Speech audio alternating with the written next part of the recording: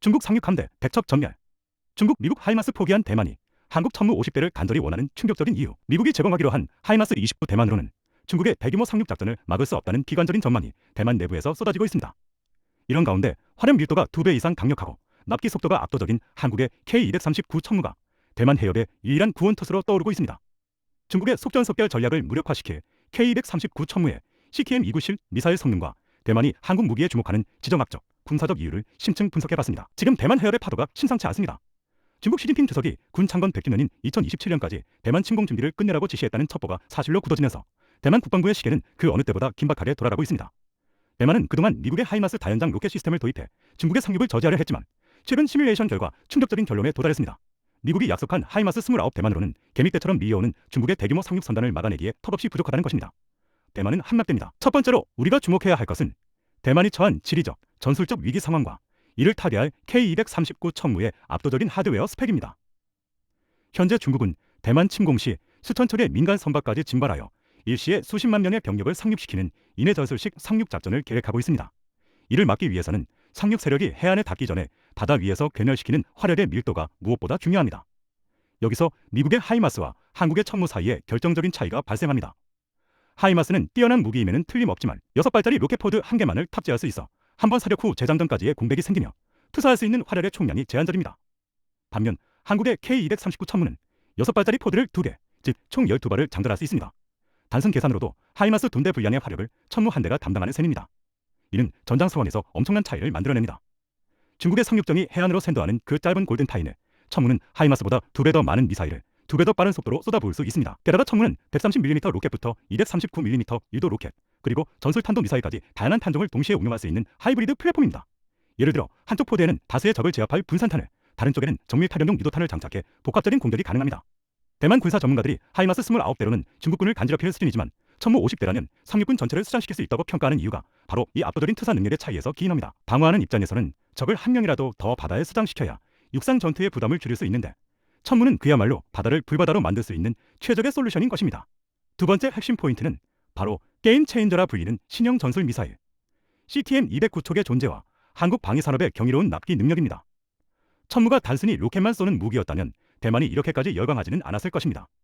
하지만 사거리 290km에 달하는 CTM-290 탄도 미사일의 통합은 전장의 판도를 완전히 뒤바꿔 놓았습니다. 대만 본섬에서 발사된 CTM-209촉은 대만 해협을 건너 중국 본토의 해안 집결지, 항구, 그리고 레이더 기지까지 직접 타격할 수 있습니다. 이는 방어용 무기를 넘어선 강력한 억제력을 의미합니다. 이 미사일은 강력한 관통력을 가진 열압력탄이나 고폭탄을 탑재하여 중국의 대형 상륙함이나 호위함을 일격에 격침시킬 수 있는 위력을 자랑합니다.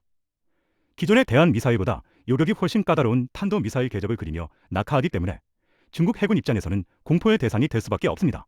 더욱 중요한 것은 시간입니다. 현재 미국은 우크라이나 지원과 자국 재고 부족으로 인해 대만이 주문한 하이마스를 제때 인도하지 못하고 있습니다.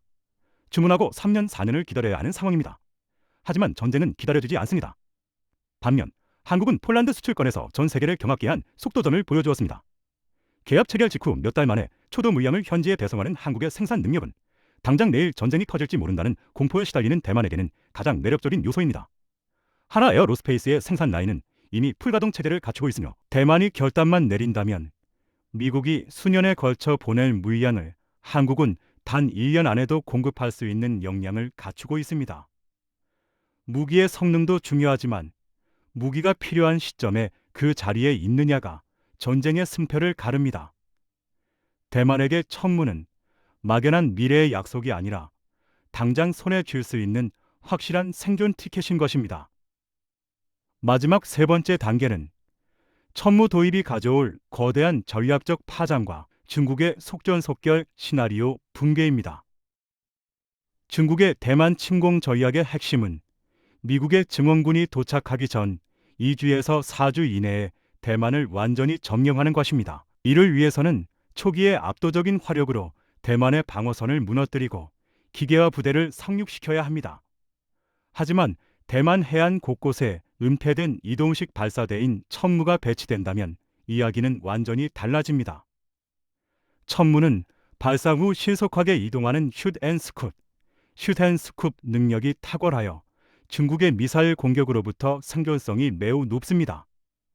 살아남은 천무 부대가 지속적으로 CTN-290과 유도 로켓을 퍼부어 중국의 상륙 함대와 보급선을 끊임없이 타격한다면 중국군은 해안가에 발을 붙이기도 전에 막대한 피해를 입게 됩니다. 상륙 작전이 지연되고 보급이 끊기면 전쟁은 장기전으로 흘러갈 수밖에 없습니다. 전쟁이 길어지면 미국과 동맹국들이 개입할 명분과 시간을 벌게 되고 중국의 경제와 내정은 큰 타격을 입게 됩니다.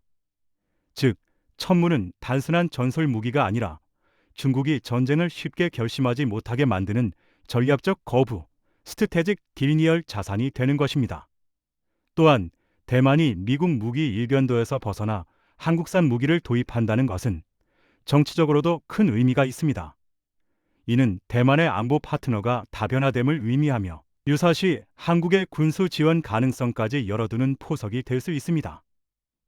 중국 입장에서는 미국 하나만 상대하기도 벅찬데 세계 최고 수준의 재래식 무기 제조 능력을 갖춘 한국의 무기 체계가 대만 해협에 깔리는 것이야말로 가장 피하고 싶은 악몽입니다. 결론적으로 천무는 대만에게 있어 단순한 다연장 로켓이 아니라 국가의 운명을 지키고 중국의 야욕을 꺾을 수 있는 가장 현실적이고 강력한 비대칭 전력입니다. 결국 전쟁 억제력은 적이 감히 공격할 엄두를 내지 못하게 하는 압도적인 힘에서 나옵니다. 하이마스가 훌륭한 창이라면 천무는 그 창을 수십 개 묶어놓은 거대한 강철의 비와 같습니다. 대만 내부에서 들끓고 있는 천무 도입론은 단순한 희망사항이 아니라 생존을 위한 처절한 분석의 결과입니다. 화력 밀도 2배, 사거리 290km의 타격 능력, 그리고 무엇보다 필요한 순간에 즉시 공급될 수 있는 대한민국의 방산 역량은 대만 해협의 평화를 지키는 핵심 키가 될 것입니다. 만약 대만의 천무 도입이 현실화된다면 이는 K방산의 쾌거를 넘어 동북아 안보 지형을 바꾸는 역사적인 사건이 될 것입니다. 과연 대만은 미국의 눈치를 보지 않고 생존을 위해 한국의 손을 잡을까요? 그리고 우리 방산 기업들은 이 기회를 어떻게 활용해야 할까요? 여러분의 날카로운 분석과 의견을 댓글로 남겨주십시오. 시청해 주셔서 감사합니다. 이런 한국의 천무의 기술력이 자랑스럽다면 구독과 좋아요를 눌러주세요.